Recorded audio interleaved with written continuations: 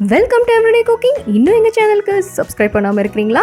மறக்காமல் கிளிக் பண்ணுங்கள் சப்ஸ்கிரைப் பட்டனையும் பெல் ஐக்கானையும். எப்போது எங்களோட கனெக்டடாக இருங்க அண்ட் சப்ஸ்கிரிப்ஷன் ஃப்ரீ. இன்றைக்கி நம்ம மஷ்ரூம் குழம்பு எப்படி செய்யறதுன்னு பார்க்கலாம்.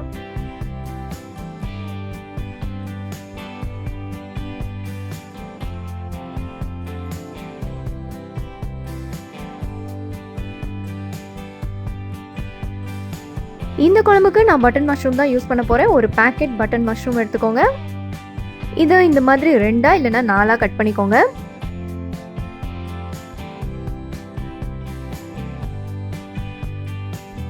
மஷ்ரூம்ஸ் எல்லாம் கட் பண்ணி முடிச்சாச்சு. அடுத்ததான் நம்ம மசாலா ரெடி பண்ண போகிறோம். கொஞ்சமாக ஆயில் பேனில் விடுங்க. இதில் ஒரு அன்னாசி பூ, 2 இல்லைன்னா 3 சின்ன துண்டு பட்டை, 2 இல்லைன்னா 3 ஏலக்காய், ஒரு 10 கிராம்பு, 1 டீஸ்பூன் சீரகம், 1 டீஸ்பூன் சோம்பு. சோம்பு சீரகம் லைட்டாக வறுபட்டதும் 10லேருந்து 12 பல் பூண்டு, ஒரு சின்ன துண்டு இஞ்சி,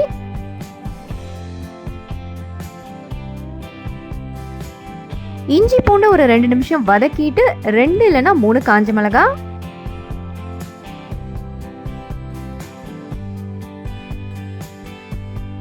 அடுத்ததா ஒரு நறுக்கின பெரிய வெங்காயம் இல்லைன்னா ஒரு கை அளவுக்கு சின்ன வெங்காயம்,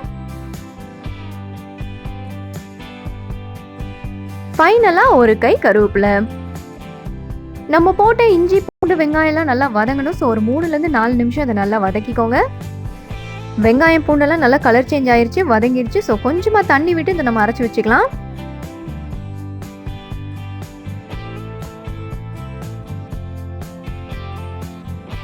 இதோ குழம்புக்கான மசாலா ரெடி. இது ஒரு பக்கம் இருக்கட்டும். அடுத்ததான் பேன்ல கொஞ்சமா ஆயில் விடுங்க.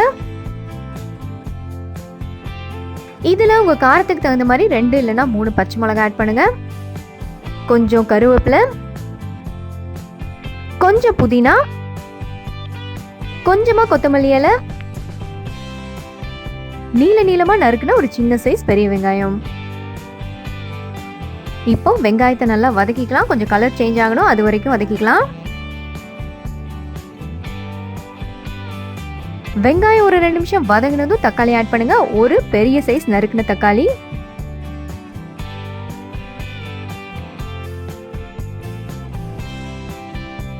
அடுத்ததா குழம்புக்கு தேவையான உப்பு ஆட் பண்ணிக்கலாம்.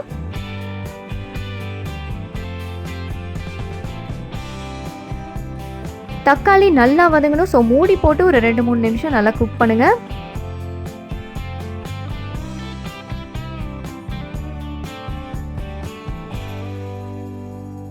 அடுத்ததா மசாலாலாம் ஆட் பண்ணிக்கலாம். ஒரு 1/2 டீஸ்பூன் மஞ்சள் தூள், 1/2 டேபிள் ஸ்பூன் மல்லிப்பொடி. மசாலா பொடிங்கெல்லாம் அவ்வளோதான். இப்போ பச்சை வாசம் போகிற வரைக்கும் இதை நல்லா வதக்கிக்கோங்க.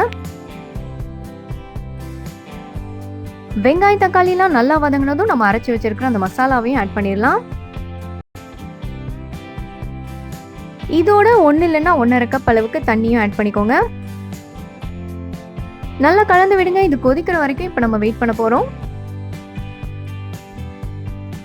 இதோ மசாலா சூப்பரா கொதிச்சிருச்சு. இப்போ மஷ்ரூம்ஸ் ஆட் பண்ணிடலாம். குழம்பு கெட்டியா இருக்குன்னு நினைக்க வேண்டாம். மஷ்ரூம்ஸும் கொஞ்சம் தண்ணி விடும். அதை பார்த்துட்டு அதுக்கப்புறமா வேணும்னா லாஸ்ட் ஆட் பண்ணிக்கோங்க.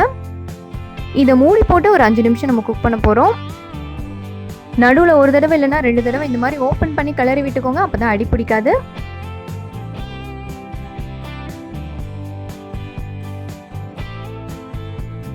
இப்போ மஷ்ரூம் வேகிற வரைக்கும் இதை அப்படியே குக் பண்ணுங்க. ஸோ டோட்டலாக ஒரு 5-6 நிமிஷம் இதை நல்லா கொதிக்க விட்டுட்டோம். மஷ்ரூம்ஸும் நல்லா வெந்துருச்சு. இந்த ஸ்டேஜில் நல்லா திக்கான 1 கப் தேங்காய் பால் ஆட் பண்ணுங்க. காளான் நீங்கள் நல்லா வெந்துருச்சு. இந்த ஸ்டேஜுக்கு அப்புறம் காளான் தண்ணி விடாது. ஸோ இப்போ குழம்பு திக்காக இருந்துச்சுன்னா தண்ணி ஆட் பண்ணிக்கோங்க. இது அப்படியே ஒரு 5 நிமிஷம் மீடியம் ஃப்ளேமில் நல்லா கொதிக்க விட்டிங்கன்னா உங்களோட மஷ்ரூம் கறி ரெடி. ஃபைனலாக கொத்தமல்லி இலை தூவி ஃபினிஷ் பண்ணுங்க. ஸோ நம்மளோட மஷ்ரூம் குழம்பு இங்கே சூப்பராக ரெடி ஆயிடுச்சு. வேறொரு இன்ட்ரெஸ்டிங்கான ரெசிபியோட உங்களை சந்திக்கிறோம். எங்கள் வீடியோஸ் எல்லாம் பிடிச்சிருந்தா லைக் பண்ணுங்க, ஷேர் பண்ணுங்க, கமெண்ட் பண்ணுங்க அண்ட் மறக்காம எங்கள் சேனலுக்கு சப்ஸ்கிரைப் பண்ணுங்க.